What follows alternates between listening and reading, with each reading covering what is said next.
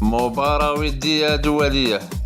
المغرب يواجه البنين يوم الاثنين 9 يونيو 2025 على الساعة 9 مساء بتوقيت المغرب، 11 مساء بتوقيت مكة المكرمة، بالملعب الكبير بمدينة فاس.